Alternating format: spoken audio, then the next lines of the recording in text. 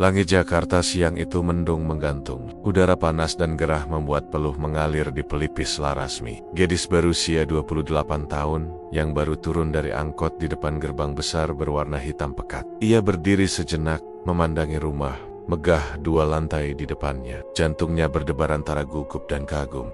Rumahnya kayak hotel, gumamnya pelan. Bibirnya menganga kecil.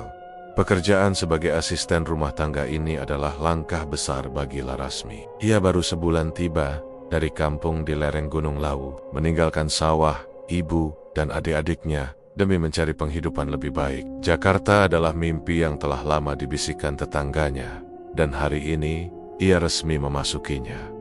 Gerbang perlahan terbuka secara otomatis. Seorang pria paruh baya berdiri di ambang pintu utama.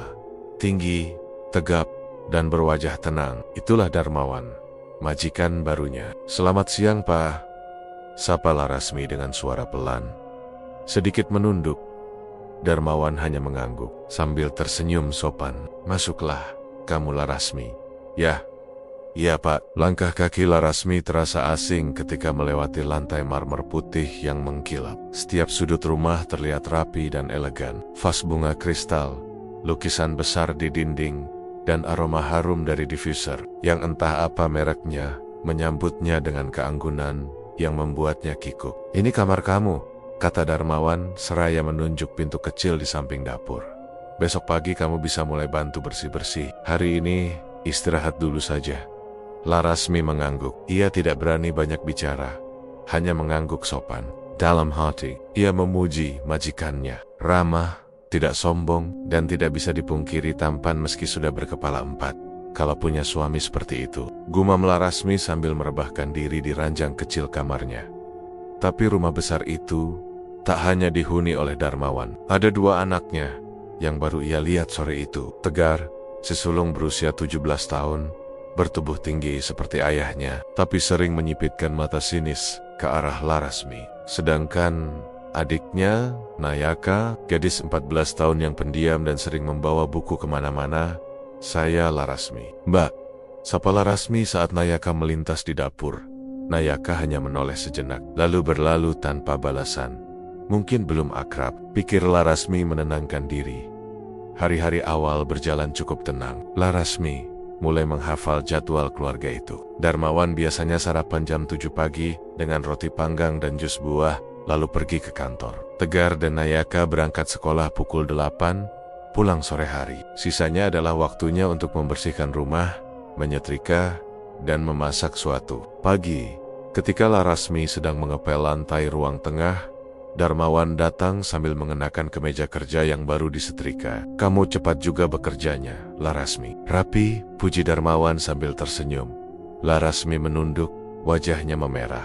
"Trip, kasepak." Sejak hari itu, pujian-pujian kecil mulai sering keluar dari bibir Darmawan. Kadang ia bilang masakan Larasmi enak. Kadang ia memuji cara Larasmi mengatur meja makan. Setiap kali itu terjadi, dada Larasmi menghangat. Dia perhatian, mungkin memang jodoh, bisik Larasmi dalam hati sambil senyum-senyum sendiri. Namun, tidak semua anggota rumah senang. Tegar, yang biasanya cuek, mulai sering memelototi Larasmi. Pernah suatu sore saat Larasmi sedang menyiram bunga di taman belakang, Tegar menghampirinya. "Kamu nggak usah terlalu akrab sama bapak." "Ya," ucapnya, datar. Larasmi tersentak. Ia menunduk gugup, tak berani menatap mata Tegar. "Saya cuma kerja, Mas, hati-hati. Rumah ini banyak matanya." Kalimat itu menggantung di udara, membuat Larasmi bergidik, tapi ia memilih diam. Malam hari, setelah semua tidur, Larasmi sering duduk di dalam kamar sempitnya. Di atas meja kecil, ia menulis surat untuk ibunya di kampung, tapi dalam hatinya, ia menuliskan harapan yang tak berani ia kirim. Keinginan untuk menjadi bagian dari keluarga Darmawan. Namun, di suatu malam, ketika ia membuka laci lemari kecilnya, ia menemukan benda asing, sebuah kantong plastik kecil berisi 3 butir biji aneh dan sehelai rambut panjang yang bukan miliknya. "Siapa yang naruh ini?" gumam Larasmi panik. Ia membuangnya ke tempat sampah, tapi perasaan tak nyaman mulai menghantui. Ia merasa seperti ada yang mengawasinya. Setiap malam, Dan esok harinya, Darmawan memuji jus semangka buatannya sambil tersenyum manis. Segar sekali, bisa bikin ketagihan. Larasmi hanya tersenyum kecil. Belum tahu, pujian itu akan menjadi awal dari segalanya. Sejak pagi itu, jus semangka buatan Larasmi menjadi menu wajib di meja makan Darmawan. Ia meminumnya perlahan, sambil sesekali memejamkan mata dan berdecak puas. Larasmi berdiri di pojok dapur, pura-pura sibuk membersihkan piring. Padahal dari balik rambut panjangnya, ia mencuri pandang setiap gerakan pria itu. Tatapan Darmawan pun mulai berbeda. Bukan hanya sekadar majikan ke pembantu, ada kelembutan lebih di sana. Sorot mata yang seolah ingin berkata sesuatu, tapi masih ditahan oleh batas status. Sore harinya, Larasmi kembali duduk di taman belakang sambil menggiling daun pandan untuk es lilin pesanan Tegar. Tapi pikirannya melayang ke momen pagi tadi. Hatinya berdebar-debar mengingat senyum Darmawan. Ia bahkan mulai membayangkan duduk bersisian dengan pria itu di teras rumah. Mengenakan kebaya putih, disambut oleh tamu yang mengucapkan selamat atas pernikahan mereka. Mimpi kok tinggi-tinggi Ras, gumamnya sambil tertawa kecil. Namun mimpinya tak serta-merta sirna. Justru semakin hari semakin tumbuh. Apalagi setelah beberapa hari kemudian, Darmawan memberinya amplop kecil berisi uang. Ini tambahan untuk kamu. Saya senang rumah ini bersih. Dan kamu masak enak. Larasmi menatap amplop itu sejenak, lalu menerima dengan tangan gemetar. Terima kasih Pak. Saya jadi sungkan. Sungkan kenapa? Kamu kerja bagus. Tatapan Darmawan saat itu begitu lembut. Tak ada batas. Tak ada dinding. Dan disitulah hati Larasmi runtuh. Malam itu, Larasmi tak bisa tidur. Udara kamar kecilnya begitu panas, seolah hawa dari dalam dadanya menjalar ke seluruh ruangan. Ayam memi mata, tapi yang terlintas hanya wajah Darmawan. Senyumnya, suaranya, bahkan caranya menyeruput jus buatan Larasmi. Rasa sukanya telah melampaui batas kewajaran. Bukan sekadar kekaguman biasa, ada dorongan kuat dalam dirinya bahwa ia harus memiliki Darmawan. Bukan sebagai majikan, tapi sebagai suami. Ia teringat obrolan dengan Mbok Giarti, teman lamanya yang dulu pernah kerja di rumah orang kaya juga. Katanya, jika cinta sudah mentok dan tak mungkin dimiliki lewat cara biasa, ada jalan lain jalan. Gaib, kamu pernah pakai pelet, Mbok? Tanya Larasmi, waktu itu sambil setengah berbisik. Pernah, dan berhasil. Tapi, kudu kuat nyalimu. Soalnya kalau sudah janji sama dunia lain, gak bisa main-main. Larasmi menelan ludah malam itu. Menimbang-nimbang. Ia tahu itu bukan jalur yang baik. Tapi bayangan hidup mewah, menjadi nyonya rumah, memakai kalung emas, dan membawa anak Darmawan ke mall. Semua itu terlalu menggoda untuk ditolak. Dan benih niat itu pun mulai tumbuh. Esok harinya, Larasmi mulai bersikap lebih lembut pada Darmawan. Ia menambahkan sedikit madu ke dalam jus semangkanya, membuat rasa lebih legit. Ia juga menaruh bunga melati di meja makan setiap pagi. Hal kecil, tapi penuh makna. Wangi bunga ini mengingatkan saya pada almarhum istri saya, kata Darmawan sambil menatap meja itu. Oh, maaf Pak, saya nggak tahu, jawab Larasmi cepat. Nggak apa-apa, justru saya senang. Jadi terasa seperti dulu lagi. Rumah ini jadi lebih hidup. Kata-kata itu seperti pupuk bagi harapan Larasmi. Namun, di tengah rasa bahagia itu, Tegar diam-diam memandangi Larasmi dari balik pintu ruang keluarga. Tatapannya tajam dan curiga. Ia melihat bagaimana ayahnya yang biasanya kaku, kini jadi mudah tertawa. Ia melihat betapa seringnya Larasmi mondar-mondir membawa makanan ke ruang kerja ayahnya. Padahal dulu hanya saat makan malam, Bapak terlalu dekat sama dia. Bisik Tegar pelan. Nayaka, yang sedang membaca buku di sofa, menoleh. Siapa? Pembet itu. Nayaka diam. Tapi ia tahu, ada sesuatu yang berubah. Larasmi kini sering berdandan, memakai bedak tipis, menyisir rambutnya lebih rapi, dan sesekali menyemprotkan wewangian sebelum membawa makanan ke meja makan hari Minggu. Darmawan memutuskan untuk tidak masuk kerja. Ia duduk di ruang keluarga sambil membaca koran. Larasmi melihatnya dari dapur, lalu membuatkan secangkir teh manis dan sepiring kue pisang. Dengan langkah pelan, ia menghampiri. Ini Pak, buat Bapak. Oh, makasih Laras, Itu pertama kalinya Darmawan memanggil namanya tanpa mi di akhir. Hanya Laras. Hanya Laras. Detik itu, dunia Larasmi seperti berhenti berputar. Ia berdiri kaku, wajahnya memerah, tak sadar. Ia menatap Darmawan terlalu lama, dan Darmawan pun membalas tatapan itu. Seketika ruangan sepi, hening. Seolah mereka berdua saja yang ada di dunia ini. Tak ada suara jam dinding, tak ada suara angin dari jendela. Hanya dua pasang mata yang saling menatap dengan perasaan yang belum sepenuhnya mereka pahami. Tapi momen itu terpotong ketika Tegar berjalan masuk dengan langkah keras. "Pak, bisa bantu aku soal tugas sekolah?" "Oh, ya, kesini," jawab Darmawan cepat sambil bangkit dari kursi. Larasmi buru-buru mundur. Wajahnya kembali tertunduk, tapi hatinya berkecamuk. Tatapan itu bukan sembarang tatapan. Itu adalah celah untuk masuk lebih dalam. Dan malam itu, ia memutuskan ia akan pergi ke tempat Mbok Yarti, menyarankan dulu seorang dukun tua bernama Mbok Ratmi, yang katanya bisa menundukkan hati siapapun hanya dengan ramuan buah. Cinta Larasmi telah berubah menjadi obsesi, dan obsesi itu sedang membuka pintu pada sesuatu yang jauh lebih kelam dari sekadar rasa suka. Keesokan malamnya, setelah semua penghuni rumah terlelap, Larasmi menyelinap keluar dari pintu samping. Ia membawa tas kecil berisi uang 200 ribuan dan secari kertas yang ditulisi alamat dengan tinta luntur. Alamat itu ia dapatkan dari Mbok Giarti dengan pesan singkat. "Kalau niatmu sudah bulat, kesinilah kau datang. Tapi ingat, jangan pernah mundur setengah jalan." Larasmi menumpang ojek menuju sebuah gang sempit di daerah Cipinang, menyusuri lorong-lorong kecil yang hanya bisa dilewati satu motor. Rumah tua di ujung gang itu terlihat seperti bangunan yang ditinggalkan penuh sulur tanaman liar, genteng, pecah, dan pagar kayu reot. Namun di balik kesan menyeramkan itu, ada sepasang mata yang mengintip dari celah tirai. Saat Larasmi mengetuk pelan pintu kayu, ia nyaris menjerit saat suara berat dari dalam menjawab, "Masuk." Pintunya tidak dikunci. Langkahnya terasa berat ketika melewati ambang pintu. Bau dupa dan bunga melati menyambutnya menyanggat don. Menyus, seorang wanita tua duduk bersila di tengah ruangan. Di depan meja kecil, penuh sesajen dan botol kaca berisi cairan warna-warni. Rambutnya putih kusut, matanya tajam, kulitnya keriput seperti sarang ular. Tapi ada aura yang membuat Larasmi tak bisa berpaling entah karena takut atau kagum.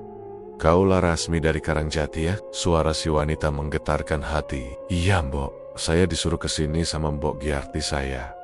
Saya ingin memikat lelaki." Potongnya cepat. Larasmi mengangguk pelan.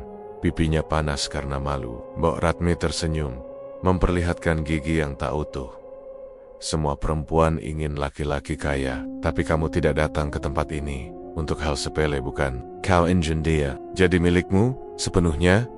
"Iya Mbok," jawab Larasmi mantap. "Saya ingin dia mencintai saya, menikahi saya, apapun caranya."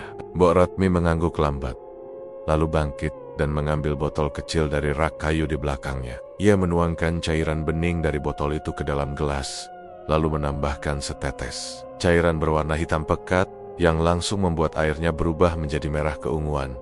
"Ini bukan air biasa," ucapnya pelan. "Ini adalah air pemikat.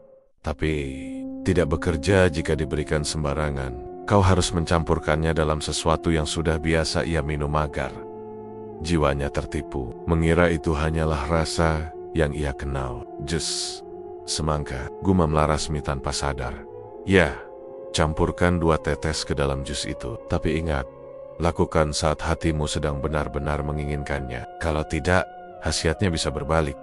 "Berbalik Mbok? Jiwa manusia bukan benda mati nak.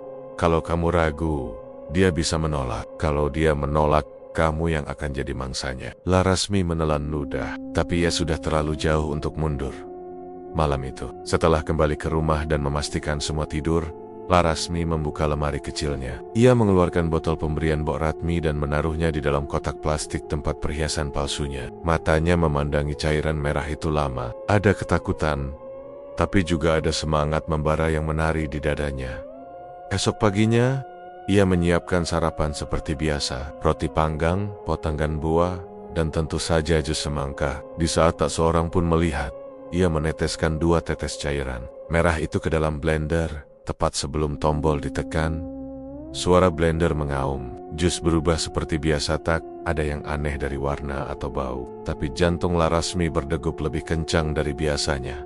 Saat Darmawan duduk di meja makan, Larasmi menyuguhkan segelas jus itu dengan senyum selembut kapas. "Ini Pak, jus semangka. Seperti biasa." "Wah, favorit saya." Darmawan tersenyum dan langsung meneguknya. Larasmi berdiri agak jauh, pura-pura mencuci piring, tapi matanya tak lepas dari sosok Darmawan. 5 detik, 10 detik, tidak ada yang terjadi. Tapi tiba-tiba, Darmawan meletakkan gelasnya pelan. Wajahnya tampak bingung, matanya menatap kosong ke arah piring, lalu pelan-pelan beralih menatap Larasmi. Lama, dalam, seolah baru menyadari keberadaan gadis itu. "Kamu cantik sekali pagi ini, Laras." Larasmi nyaris menjatuhkan piring. "Itu lembut sekali, tak seperti biasanya." "Terima kasih Pak," bisiknya. Darmawan tersenyum, lalu melanjutkan makan. Tapi sesekali matanya kembali melirik ke arah dapur, seperti tak bisa lepas dari bayangan Larasmi. Hari itu, Darmawan tak pergi ke kantor. Ia bilang sedang tidak enak badan. Tapi sepanjang hari, ia terlihat lebih sering mencari-cari alasan untuk berbicara dengan Larasmi. "Kamu suka bunga mawar, Laras? Kamu gak capek kerja sendirian? Apa kamu pernah pacaran?" Pertanyaan-pertanyaan itu membuat Larasmi hampir tak percaya ini nyata. Ia bahkan sempat mencubit pahanya diam-diam, memastikan ini bukan mimpi. Dan dari semua itu, yang paling membuatnya gemetar adalah kalimat terakhir Darmawan sebelum tidur. "Kalau kamu bukan pembantu, mungkin aku sudah melamarmu." Larasmi menangis malam itu. Tapi bukan tangisan sedih. Itu adalah air mata bahagia, tanda bahwa peletnya berhasil. Namun di luar kamar itu, Tegar berdiri di balik pintu. Ia mendengar semuanya. Ia melihat bagaimana ayahnya menatap Larasmi seperti orang kesurupan. Dan lebih dari itu, ia mencium sesuatu yang tak wajar. Jus semangka pagi tadi, baunya aneh. Dan mulai saat itu, Tegar bersumpah akan mencari tahu apa yang sebenarnya terjadi. Keesokan harinya, Tegar bangun lebih pagi dari biasanya. Ia diam-diam berdiri di balik tirai dapur, mengamati Larasmi yang tengah menyiapkan sarapan. Gadis itu tampak biasa saja, tersenyum tipis sambil mengiris buah. Matanya teduh, gerakannya lembut seperti biasanya. Tapi di balik kelembutan itu, Tegar merasa ada yang berubah. Ada yang berubah. Ayahnya, Darmawan, kini jadi sosok yang ganjil. Biasanya sang ayah sibuk dengan panggilan telepon, rapat virtual, atau tumpukan berkas. Tapi sejak kemarin, ia lebih banyak dudak-dudak di rumah. Sesekali memandangi Larasmi dari jauh lalu tersenyum, seperti pemuda kasmaran. Bahkan semalam, ayahnya sempat keluar dari kamar hanya untuk menanyakan apakah Larasmi sudah tidur atau belum. Itu aneh, pikir Tegar. Dan pagi ini, saat Larasmi kembali menyajikan jus semangka ke meja makan, insting Tegar memuncak. Ia menghampiri meja, memandang gelas berisi cairan merah muda itu dengan dahi berkerut. Saat Larasmi berbalik untuk mengambil piring nasi goreng, Tegar mendekat, mencium permukaan jus perlahan. Ada aroma aneh sedikit menyengat, seperti campuran bunga basi dan logam. Ini bukan hanya semangka. Ayahnya datang tak lama kemudian. Tanpa curiga, Darmawan langsung meminum jus yang disajikan Larasmi dengan senyum lebar. "Segar banget. Laras, kamu seperti tahu apa yang aku butuhkan setiap pagi," ujar Darmawan sambil menatap Larasmi dengan mata berbinar. Larasmi menunduk, tersipu-sipu. Tegar menahan muak. Ini bukan cinta, ini seperti hipnotis. Ayahnya tak pernah begini. Bahkan saat almarhum ibunya masih hidup, Darmawan tak pernah menunjukkan sikap semesra ini kepada siapapun. Siangnya, saat rumah mulai sepi dan Larasmi sibuk menyapu taman belakang, Tegar menyelinap ke kamar gadis itu. Ia tahu ini salah, tapi dorongan untuk tahu lebih besar dari rasa bersalahnya. Kamar Larasmi sangat rapi, terlalu rapi malah. Di sudut, ada lemari plastik kecil berwarna hijau. Tegar membuka satu persatu lacinya. Kosmetik murahan, sisir, bedak, sabun, dan sebuah kotak perhiasan lusuh berwarna merah marun. Dengan hati-hati, ia membukanya. Di dalamnya ada sebuah botol kecil bening, berisi cairan berwarna merah keunguan. Persis warna yang ia lihat di jus semangka ayahnya. Tegar mencium botol itu dan, ya, bau menyengat yang sama. Inilah sumbernya. Langkah kaki di luar kamar membuatnya buru-buru mengembalikan semuanya ke tempat semula. Ia menyelinap keluar dengan napas memburu. Ini bukan sekadar firasat. Larasmi benar-benar mencampurkan sesuatu ke minuman ayahnya. Tapi, apa itu racun? Obat bius? Atau sesuatu yang lebih mengerikan? Sementara itu, Larasmi merasa dunianya semakin sempurna. Setiap hari, Darmawan semakin lengket padanya. Ia mulai memuji Larasmi di depan anak Kinenia. Bahkan membelanya ketika Naya, si bungsu yang berusia 10 tahun, pernah protes karena jusnya terasa bau amis. Namanya juga semangka, nak. Wajar kalau ada bau buah sedikit tajam, ujar Darmawan sambil tertawa kecil. Tegar menatap ayahnya tak percaya. 3 hari berturut-turut, jus semangka tetap disajikan. Dan 3 hari itu pula, sikap ayahnya makin tidak rasional. Ia sempat menyuruh Larasmi duduk menemaninya makan. Bahkan memintanya ikut ke supermarket. Puncaknya terjadi malam itu. Saat Tegar sedang belajar di kamarnya, ia mendengar suara samar dari ruang tamu. Suara ayahnya, "Kamu mau tinggal di sini selamanya?" Larasmi tergelak kecil. "Kalau bapak nggak keberatan, aku malah berharap kamu nggak pernah pergi," sahut Darmawan.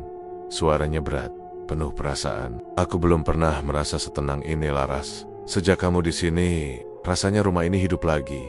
Hening sejenak. "Aku pikir aku ingin kamu jadi istri aku." Tegar membeku. Detik itu juga, ia tak bisa lagi diam. Keesokan harinya, Tegar menyelinap. Kaliwa Rama, ia membawa foto botol cairan yang sempat ia ambil diam-diam. Tujuannya hanya satu, Mbok Giarti, mantan asisten rumah tangga yang dulu sangat dekat dengan keluarganya.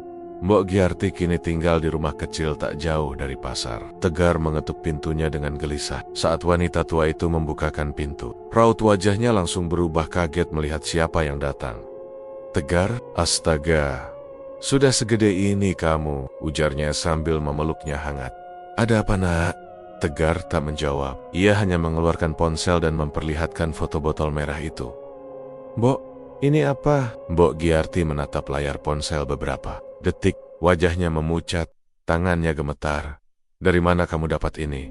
"Larasmi, pembantu baru di rumah. Aku yakin dia yang kasih ini ke papa." Mbok Giarti langsung menutup pintu rapat-rapat, lalu menggiring Tegar masuk ke ruang tengah. Suaranya berubah berbisik. "Itu bukan sembarang cairan, Tek. Itu pelet cair. Biasanya dipakai buat mengikat batin seseorang agar takluk." Tegar menganga. "Jadi, papa kena pelet?" Mbok Giarti mengangguk pelan. "Dan kalau itu benar, artinya Larasmi sudah berani berurusan dengan Mbok Ratmi, dukun tua yang mainannya bukan lagi bunga dan doa, tapi darah dan jiwa." "Dera," bisik Tegar, "pelet dari Mbok Ratmi selalu butuh tumbal," ujar Mbok Giarti serius. "Kalau tumbal nyawa orang lain, ya jiwa orang yang disantet akan terkuras perlahan, sampai kosong." Tegar merasa dunia di sekelilingnya runtuh.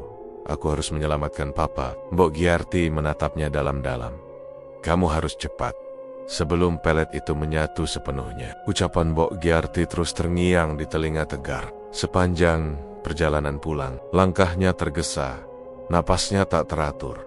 Ia merasa dadanya dihimpit beban tak terlihat. Pikirannya kacau mencari cara untuk menyelamatkan ayahnya, Darmawan, sebelum terlambat.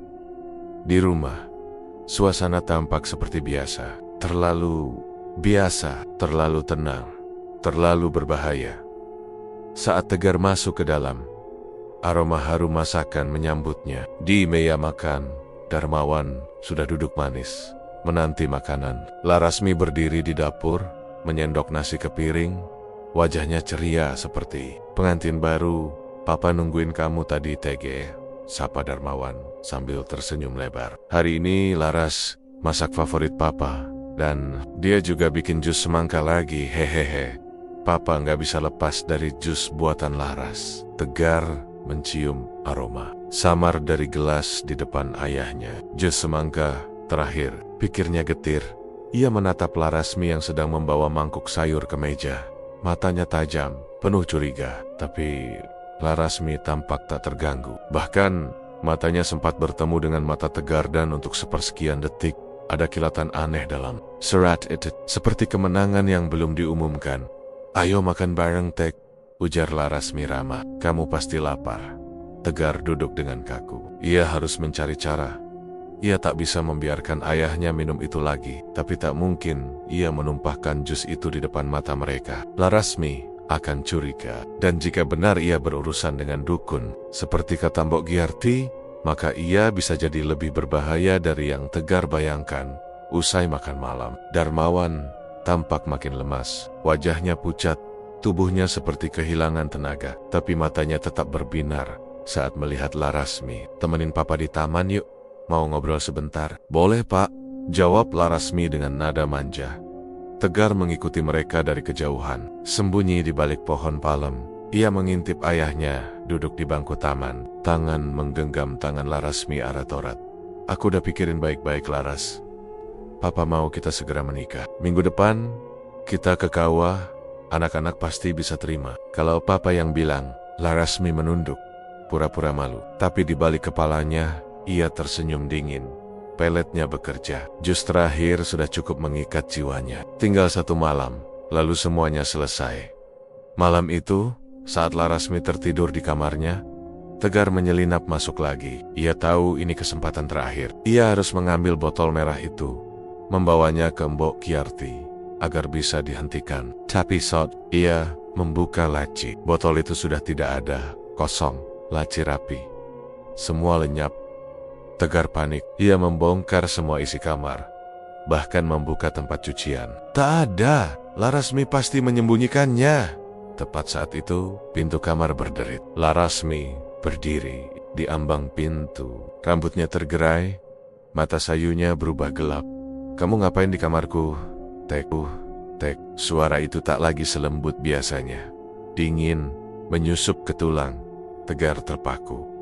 "Aku tahu apa yang kamu lakukan ke papa. Aku tahu soal jus itu, soal botol merah itu." Larasmi tidak kaget. Ia malah tertawa kecil. "Jadi kamu udah ke Mbok Giarti?" "Ya." Tegar melangkah mundur. "Berhenti, Laras." Sebelum semuanya terlambat, Larasmi mendekat.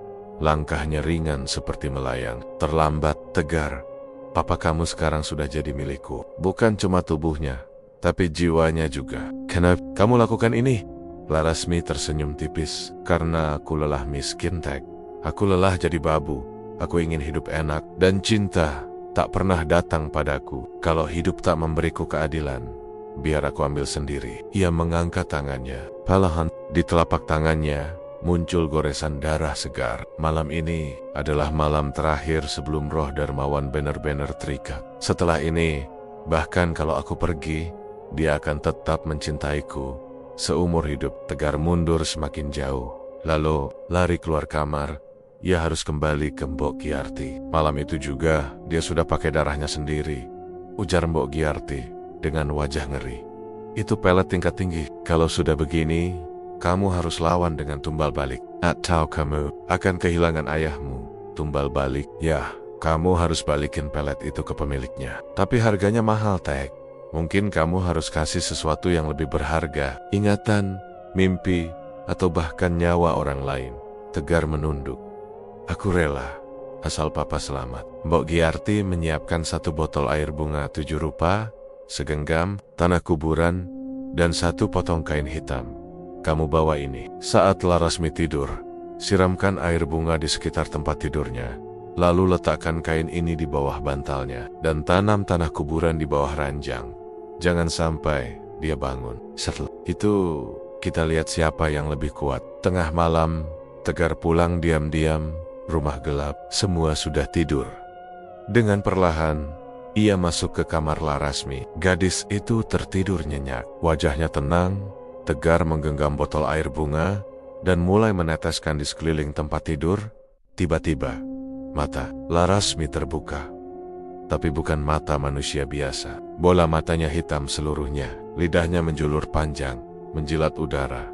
"Kamu pikir kamu bisa hentikan aku?" Tegar tercekat.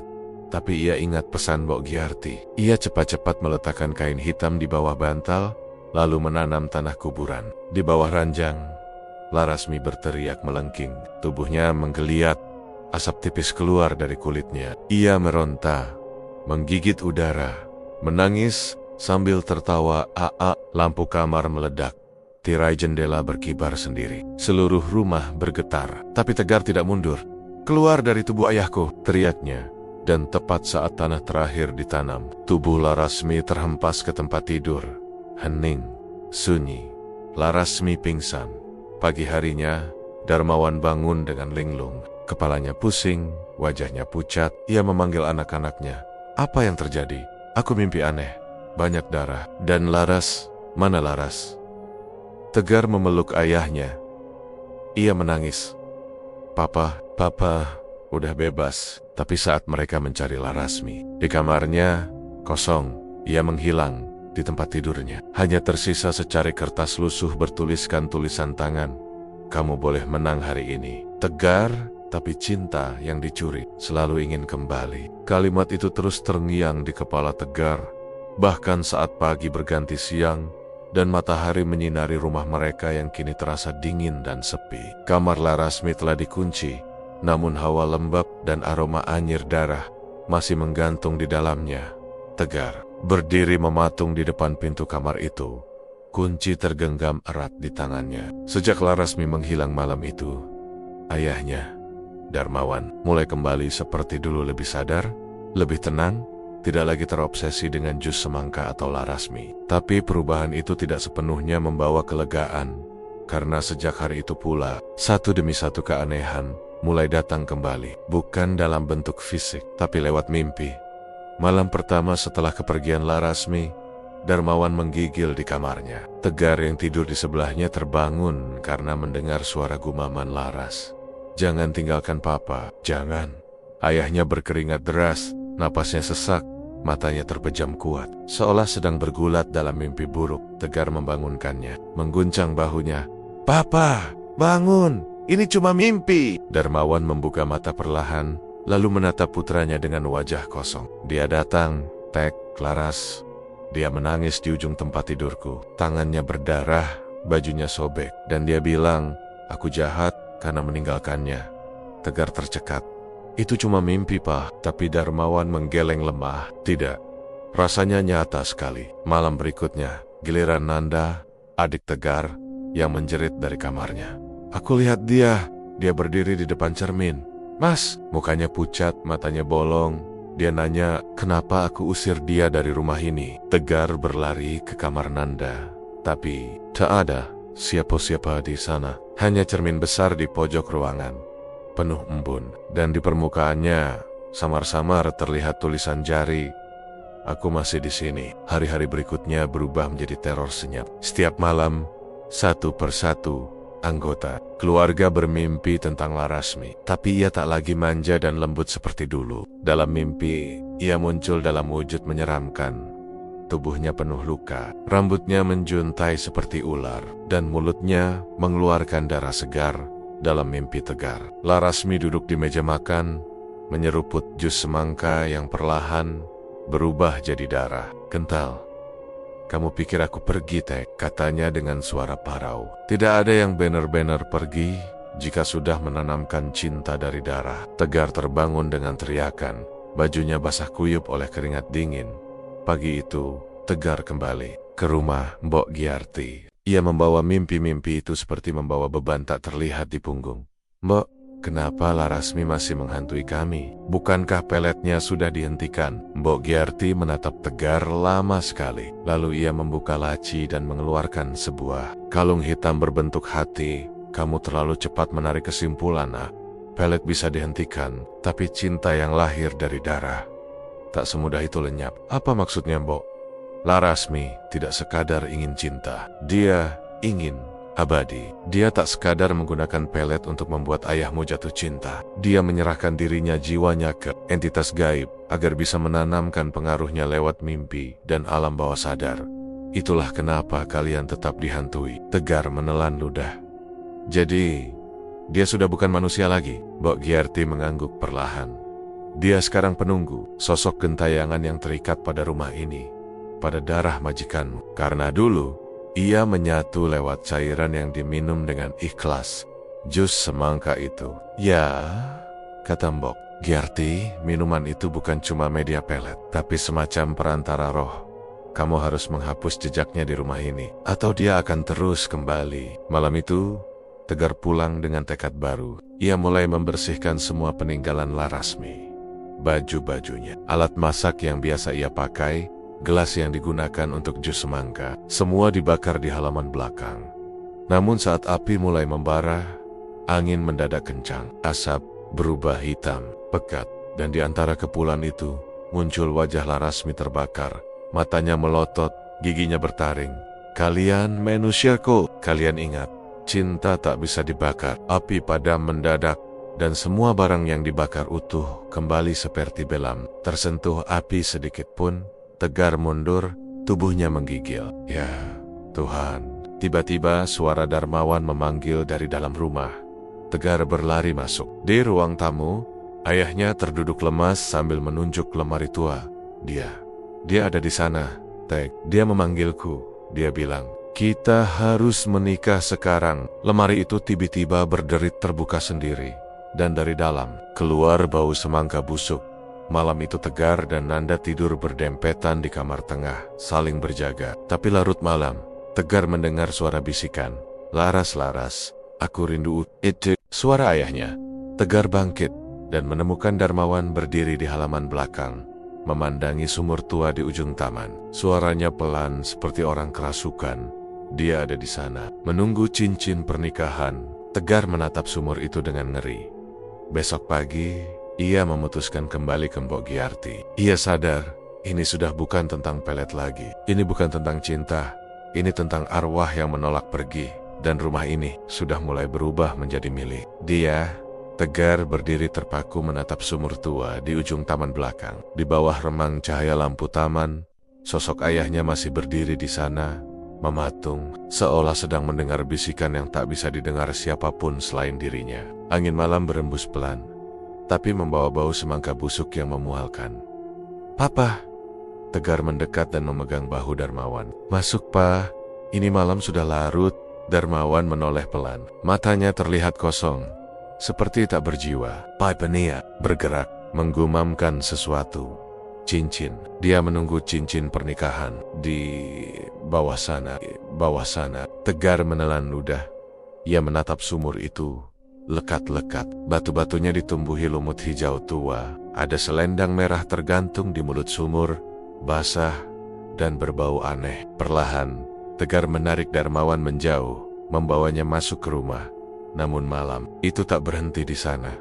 Ketika Tegar mencoba tidur, ia kembali bermimpi.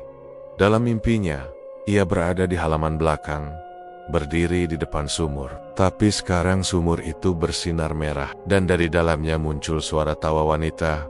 Larasmi muncul dengan gaun pengantin sobek. Wajahnya setengah terbakar, tapi bibirnya tersenyum lebar. Ia menggenggam tangan Darmawan dan menariknya perlahan ke dalam sumur. Dia milikku sekarang, Tek. Kau tak bisa merebutnya lagi. Tegar terbangun dengan napas terengah, tubuh basah oleh keringat. Di luar, terdengar suara air sumur memercik, seperti ada sesuatu yang bergerak di dalamnya. Pagi harinya, Tegar membawa cangkul dan senter ke belakang. Ia memandangi sumur tua itu dengan hati-hati, lalu mulai menyusuri pinggiran sumur. Tangannya menyentuh selendang merah yang semalam tergantung di mulut sumur. Selendang itu milik Larasmi. Ia ingat jelas pernah melihat Larasmi memakainya saat hari ulang tahun Darmawan. Tegar menarik napas panjang. Ia mulai menggali di sekitar sumur. Tak lama mata cangkulnya membentur sesuatu. Tegar berjongkok, mengeruk tanah dengan tangan. Sebuah kotak kayu kecil muncul, dibungkus kain putih kekuningan, dan diikat tali rambut yang masih ada helaian. Rambut panjang terjerat di simpulnya. Tegar membukanya dengan tangan gemetar. Di dalamnya ada cincin emas, seikat foto Darmawan dan Larasmi. Entah siapa yang memotret mereka secara diam-diam, dan potongan kuku, serta rambut yang dilingkari benang merah. Tegar menjerit pelan. Pelet pengikat jiwa, gumamnya. Ia buru-buru membungkus kembali benda-benda itu dan membawanya ke Mbok Giarti.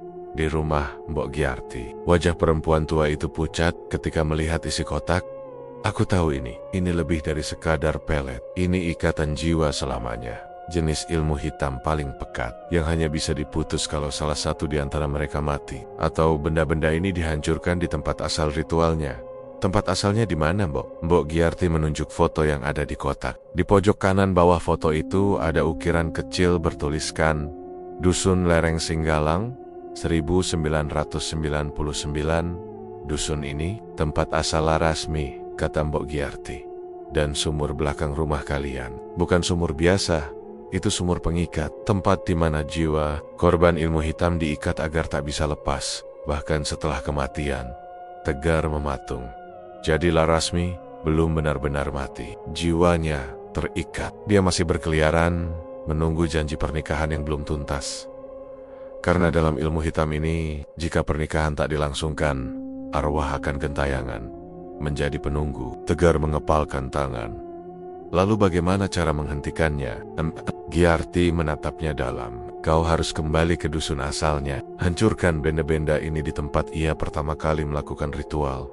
Hanya itu satu-satunya jalan. Malam itu, Tegar memutuskan berangkat ke dusun Lereng Singgalang keesokan harinya. Tapi malam ini, ia bersiaga. Ia tahu, Larasmi pasti akan tahu apa yang hendak ia lakukan. Dan benar saja, tengah malam, saat lampu rumah tiba-tiba padam dan pintu-pintu tertutup sendiri, Tegar mendengar suara langkah kaki dari dapur. Ia keluar kamar pelan-pelan dan melihat sosok Larasmi sedang duduk di meja makan. Seperti dulu, wajahnya kali ini hampir hancur setengah, tapi ia masih menyeringai. Kenapa terburu-buru pergi, Tegar? Suaranya serak. Papa belum setuju kita menikah. Tapi aku yakin, kalau kamu ikut dalam pernikahan kita, semua akan selesai. Larasmi, bentak Tegar. Kau sudah mati. Kau tak bisa mengikat Papa lagi. Ini salah! Wajah Larasmi berubah murka. Darah mengucur dari matanya, rambutnya beterbangan sendiri, dan lampu dapur menyala padam tak menentu. Kalau aku tak bisa menikah dengannya, maka tak seorang pun bisa memilikinya. Piring-piring beterbangan dan melempar ke arah Tegar. Ia berlari ke kamar, mengunci pintu, dan memeluk benda-benda dari kotak kayu tadi erat-erat. Tangis Nanda terdengar dari kamar sebelah. Mas, dia ada di dalam kamarku. Dia bilang mau ambil wajahku buat nikah sama Papa. Tegar menjerit, mencoba keluar, tapi gagang pintu mencair dan menempel seperti lilin. Rumah itu kini benar-benar dikuasai oleh arwah yang sudah terlalu dalam mengikat jiwanya pada manusia hidup.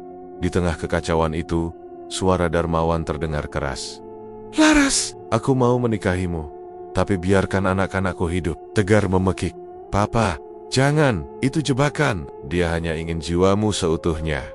Tapi Darmawan tak mendengar. Sosoknya berjalan menuju sumur. Tangannya memegang cincin emas dari kotak kayu yang entah bagaimana bisa ia ambil. Langkahnya mantap seperti dikendalikan. Sementara Larasmi tertawa. Suaranya bergema di seluruh rumah. Tegar berusaha memecahkan kaca jendela untuk keluar. Darah mengalir dari tangannya. Ayai Takped, satu-satunya harapan kini adalah segera pergi ke dusun Singgalang, ke tempat awal semua ini dimulai. Sebelum rumah ini benar-benar menjadi rumah kematian satu-satunya. Harapan kini adalah segera pergi ke dusun Singgalang, ke tempat awal semua ini dimulai.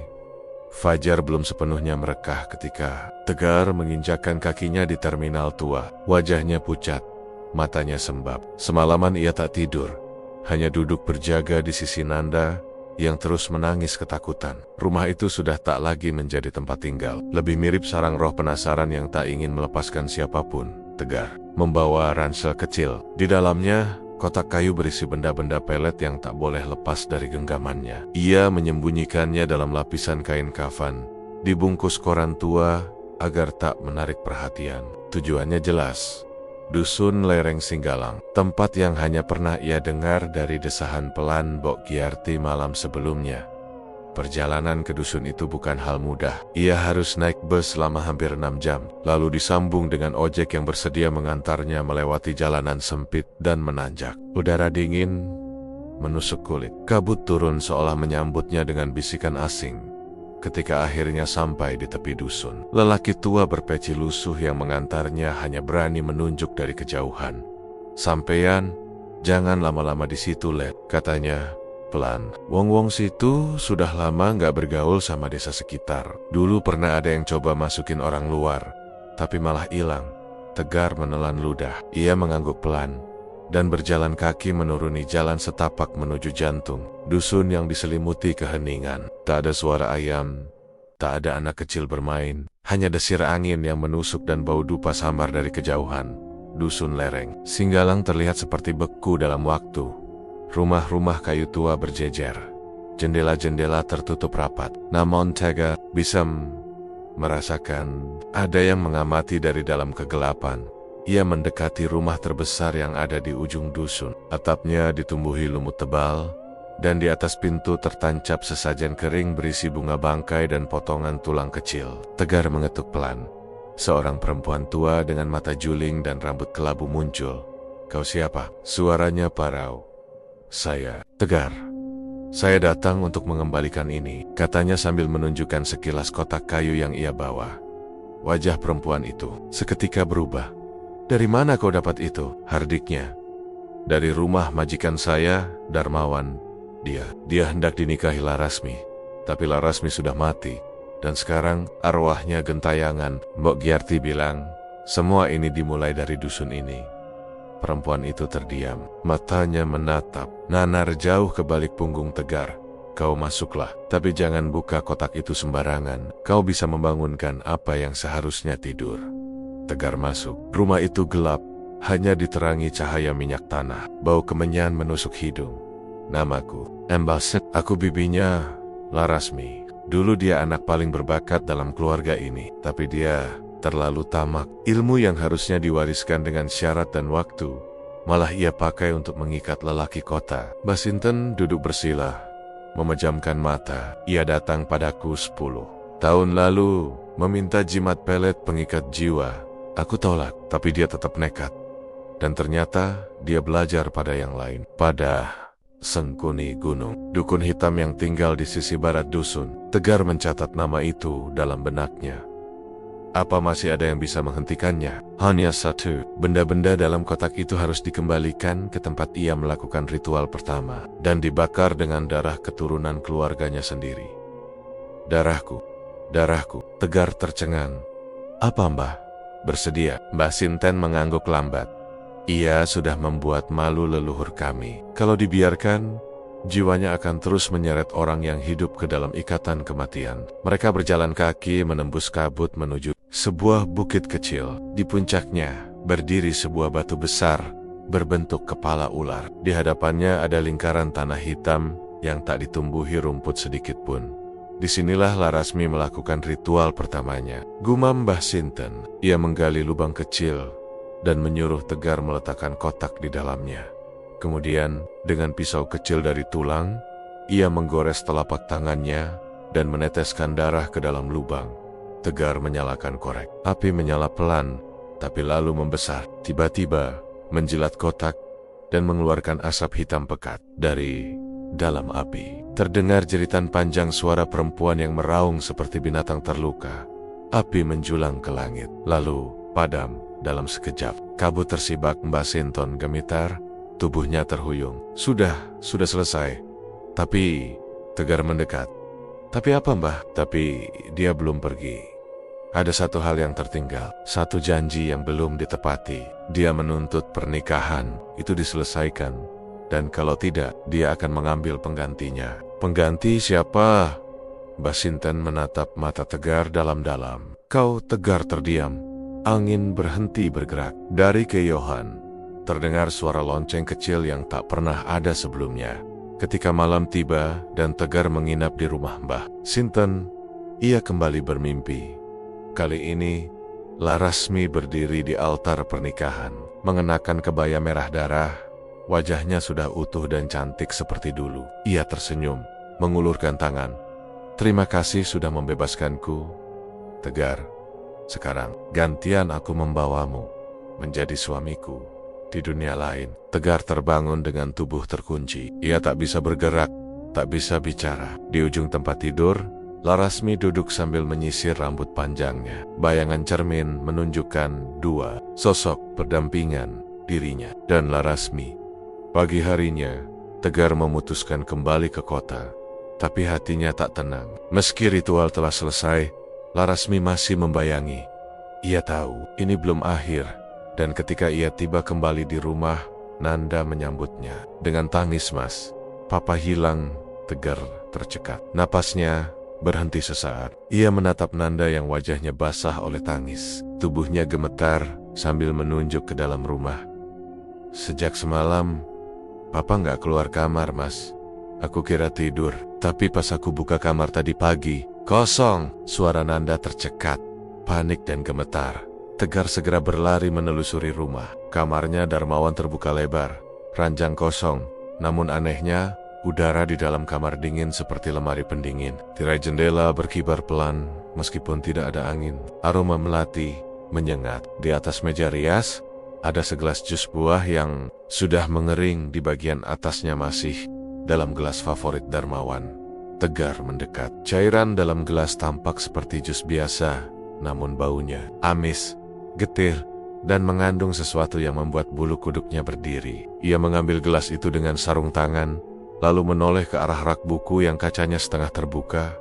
Ada benda yang tak semestinya berada di sana. Sebuah keris kecil berhulu gading yang menghitam di bagian ujungnya. "Ini bukan milik Pak Darmawan," bisik Tegar pada diri sendiri. Langkah kakinya membawanya ke kamar Larasmi. Dulu kamar itu milik asisten rumah tangga, sekarang dibiarkan kosong. Tapi saat membuka pintunya, aroma melati itu makin kuat. Di dalam kamar ada satu lukisan kuno yang sebelumnya tidak pernah ada di sana. Lukisan perempuan berkebaya merah berdiri di altar pernikahan. Tatapannya tajam, seolah sedang menanti seseorang. Tegar mundur perlahan. Nanda menatapnya dengan mata berkaca. "Mas, aku takut kalau Larasmi belum pergi. Dia pasti datang buat bawa Papa." Tegar mengangguk pelan. "Nanda, kamu harus ikut. Aku malam ini. Kita harus ke makam tua di ujung kota, tempat yang Mbah Sinten pernah sebut sebagai jalur pengantin arwah. Kalau benar Larasmi membawanya ke dunia lain, mungkin kita masih bisa mencegatnya sebelum pernikahan itu selesai." Malam pun tiba, dengan membawa air doa, kemenyan, dan pakaian Darmawan yang terakhir kali dipakai.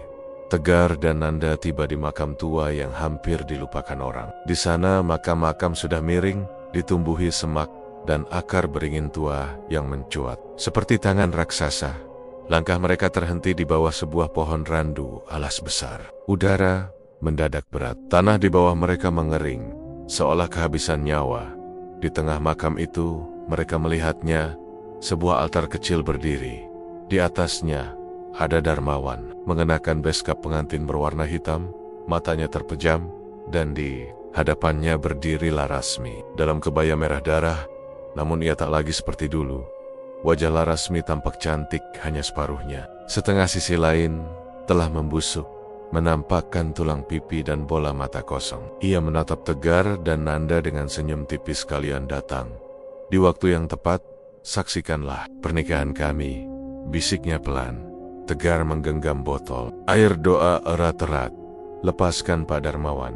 "Larasmi, ini bukan jalannya." Larasmi menoleh. "Kau yang membakar kotakku, kau pikir itu cukup?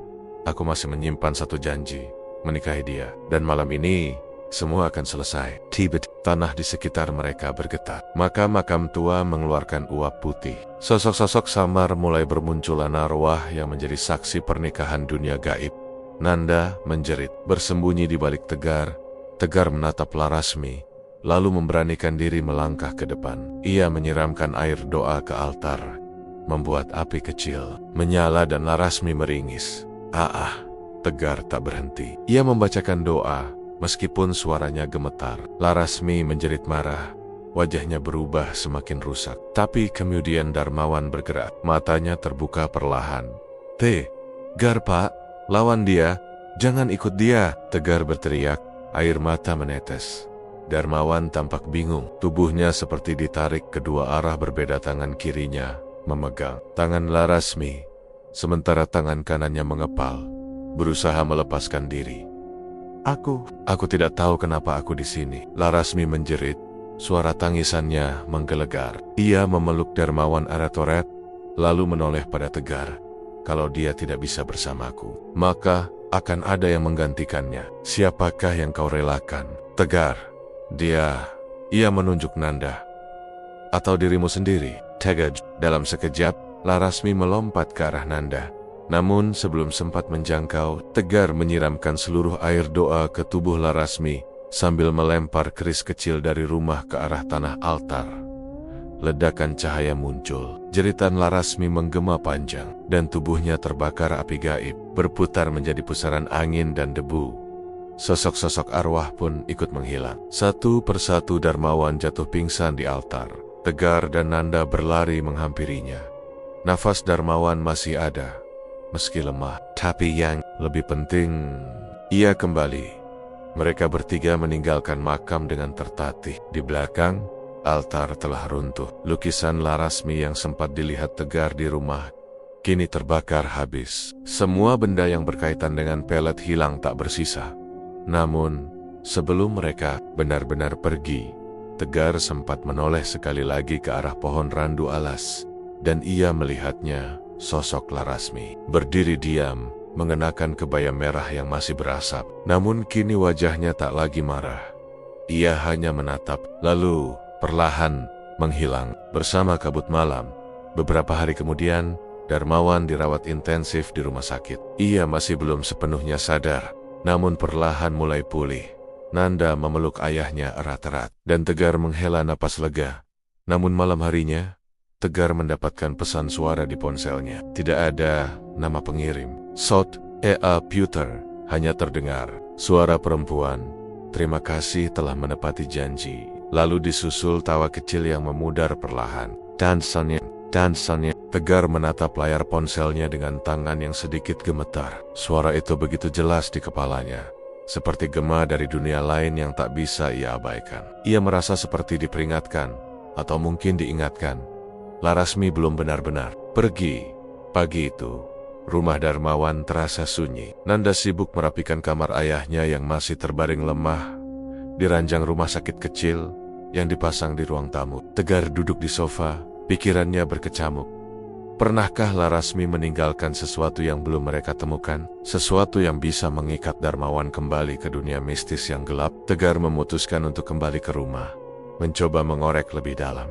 Setiba di rumah, ia melangkah ke kamar Larasmi. Meski sudah terbakar beberapa bagian, ada bau aneh yang masih menguar, bau melati bercampur tanah basah, sama seperti di makam.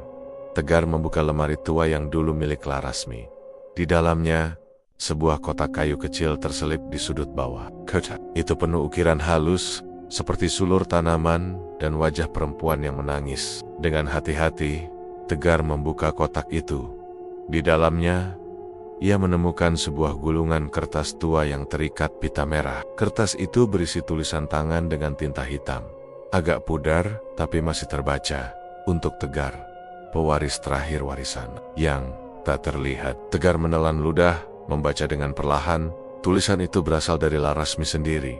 Dia mengakui pelet yang dibuatnya bukan sekadar mantra biasa, melainkan bagian dari kutukan yang lebih dalam. Ia menulis bahwa jus buah yang Tegar buat untuk Darmawan sebenarnya telah disisipi energi gaib dari sebuah ritual kuno, di mana darah dan niat tercampur dalam satu kesatuan yang tak terpisahkan.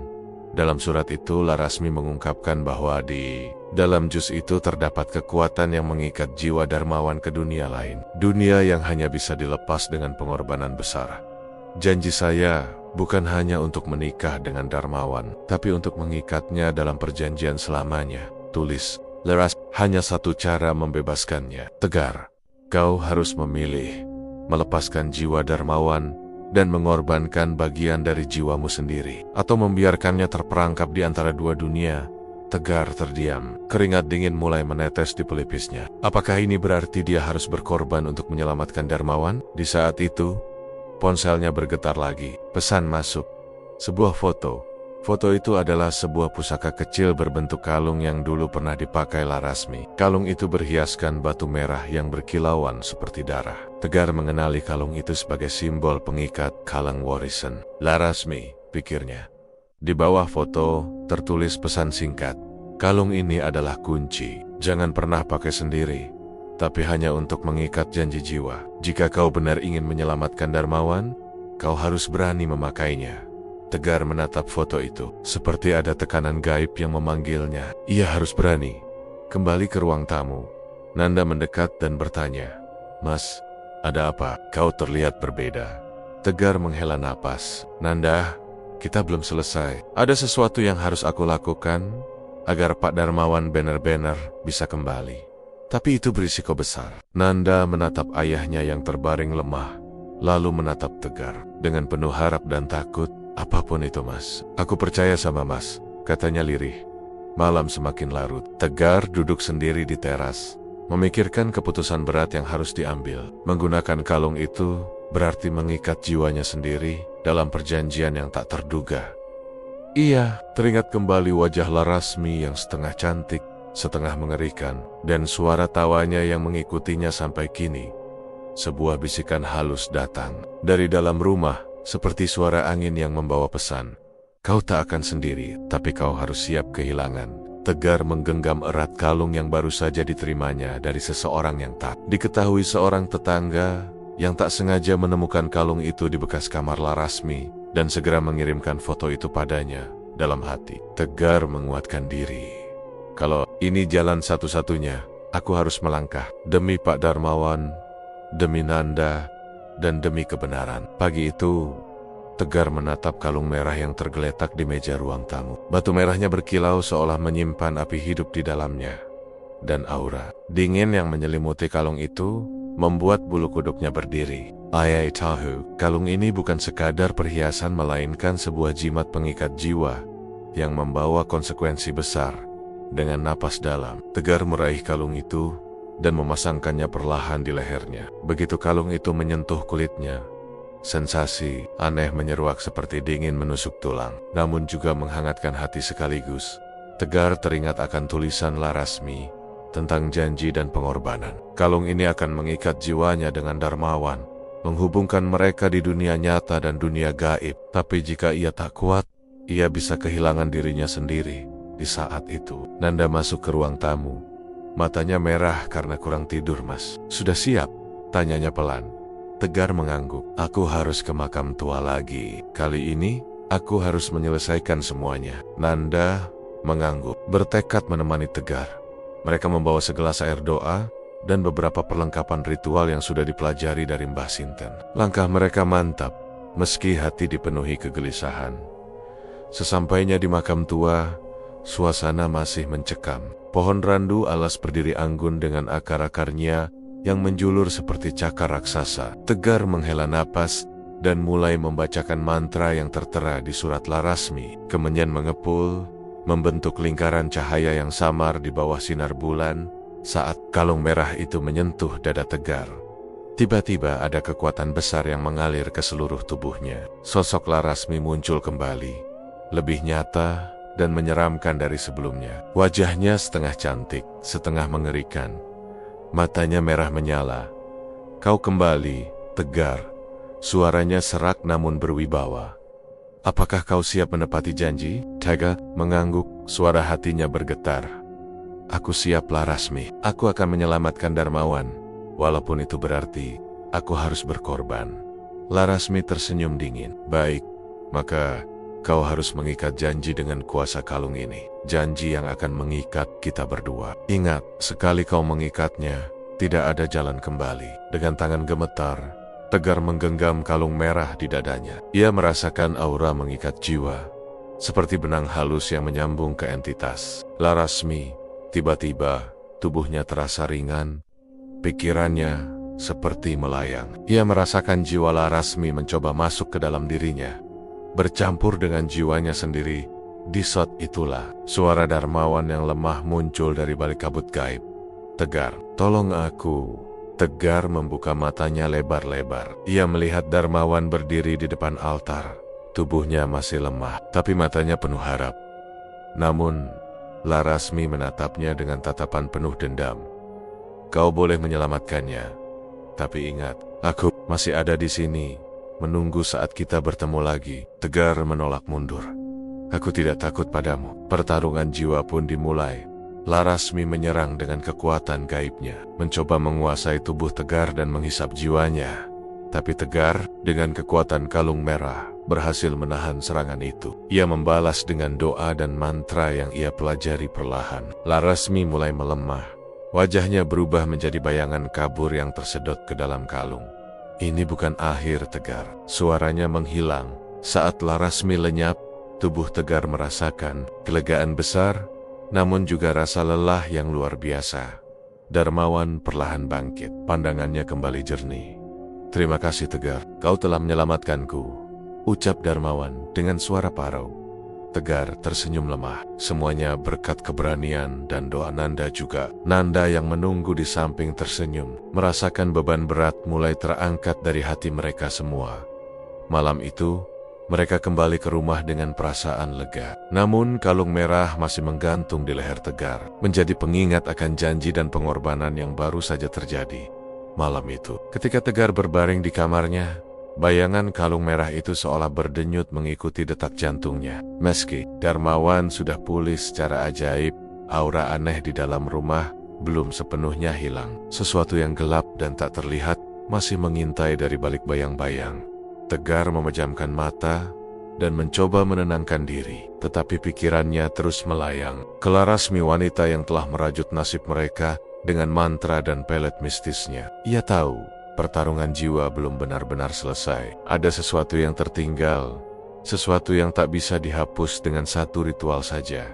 Keesokan harinya, suasana rumah kembali normal, tapi anak-anak Darmawan, Nanda dan Angga mulai merasakan keanehan yang berbeda. Angga, yang biasanya ceria, kini sering terbangun di malam hari dengan mimpi buruk. Sedangkan Nanda semakin sering melihat sosok perempuan di sudut kamar, sosok yang samar tapi menakutkan. Mereka berdua mencoba mengabaikan perasaan itu, menganggapnya hanya beang-beang pikiran saja. Namun, suatu sore saat mereka sedang membersihkan ruang keluarga, Angga menemukan sebuah buku tua yang tersembunyi di balik lemari. Sampulnya terbuat dari kulit dan tertutup debu tebal. Dengan penasaran, Nanda membuka buku itu. Halaman-halamannya dipenuhi tulisan tangan berhuruf kuno dan beberapa sketsa aneh, termasuk gambar kalung merah yang sama seperti yang dipakai Tegar.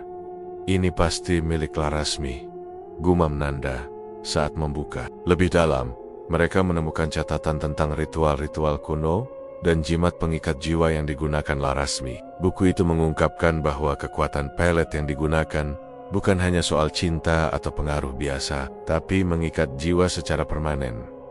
Kalung itu adalah pusat kekuatan. Siapa yang memakainya, jiwanya akan terhubung dengan pemilik kalung. Jelas Nanda pelan. Mereka terkejut dan mulai memahami mengapa Tegar terlihat berbeda sejak memakai kalung itu. Seolah-olah ada bagian lain dari dirinya yang terus berjuang melawan kekuatan gelap. Larasmi yang belum pergi sepenuhnya. Pada malam berikutnya, Nanda dan Angga mengajak Tegar untuk membuka pembicaraan serius. "Kami menemukan sesuatu," ujar Nanda sambil menunjukkan buku tua itu. Tegar mengangguk dan mulai membaca. Ketika sampai pada halaman yang menjelaskan konsekuensi mengikat janji dengan kalung merah, jantungnya berdegup kencang. Ternyata ada cara untuk memutus ikatan itu, tapi risikonya sangat besar. Harus ada pengorbanan jiwa yang sejati, dan yang melakukan ritual harus benar-benar ikhlas melepas jiwanya. Tegar terdiam. Ia berpikir tentang keluarganya, tentang Darmawan yang sudah mulai pulih, dan tentang masa depan yang belum pasti. "Kalau kita gagal, aku bisa kehilangan jiwaku," kata Tegar. Nanda menggenggam tangan Tegar, penuh keyakinan. "Kita harus mencoba, Mas. Demi ayah, demi kita semua." Di tengah pencarian solusi, sebuah suara halus terdengar dari sudut ruangan seolah bayangan Larasmi yang masih mengintai. "Jangan berpikir untuk melepaskanku begitu mudah," bisik suara itu. Ketegangan meningkat. Tegar dan anak-anak Darmawan tahu bahwa mereka harus bersiap menghadapi bayangan masa lalu yang terus mengusik dan menuntut balas malam itu. Mereka berdoa bersama, berharap kekuatan mereka cukup untuk melawan kegelapan yang tersisa. Namun, di balik doa dan harapan, kalung merah di leher Tegar berdenyut pelan, seolah memberitahu bahwa janji yang diikat belum sepenuhnya terpenuhi. Malam itu, suasana rumah Darmawan terasa lebih sunyi dari biasanya. Angin malam berhembus pelan, menyusup lewat celah jendela yang sedikit terbuka. Di ruang tamu, Tegar duduk, termenung, memegang erat buku tua yang berisi ritual untuk memutus ikatan kalung merah yang selama ini mengekangnya. Nanda dan Angga sudah tidur, tapi keduanya masih merasa gelisah. Mereka tahu, perjuangan Tegar belum selesai. Larasmi wanita penuh dendam itu masih berkeliaran di sekitar mereka, mencari celah untuk kembali menguasai Darmawan dan bahkan Tegar sendiri. Dengan suara pelan, Tegar mulai membacakan mantra yang tertulis di buku itu. Ia menyalakan lilin di sekeliling ruangan dan membakar kemenyan sebagai tanda memanggil energi suci. Udara seketika berubah berat dan bayangan-bayangan mulai menari di dinding, berputar dalam lingkaran magis yang terbentuk. Sebuah suara dingin tiba-tiba mengisi ruang tamu. Suara Larasmi yang muncul dari kegelapan. "Kau pikir kau bisa melepaskan aku semudah itu, Tegar?" Suaranya menggaung seperti bisikan angin yang menusuk tulang. Tegar tidak gentar. "Aku tidak akan membiarkanmu merusak keluarga ini lagi." Bayangan Larasmi semakin jelas, wajahnya berubah menyeramkan, matanya menyala. Meredith, ia mengeluarkan energi gelap yang membuat lilin-lilin di sekitar padam seketika. Tegar harus bertahan dengan seluruh kekuatan yang ia miliki, mengulang doa dan mantra berulang kali. Sementara itu, di kamar sebelah, Nanda dan Angga terbangun oleh suara-suara aneh. Mereka saling berpandangan dan segera bangkit bergulen menuju ruang tamu dengan hati-hati. Ketika sampai, mereka melihat Tegar berdiri tegar, menahan serangan gaib yang hampir merenggut nyawanya. "Nanda, Angga, kalian harus percaya pada kekuatan doa dan cinta keluarga." Tegar berteriak dengan suara penuh tekad.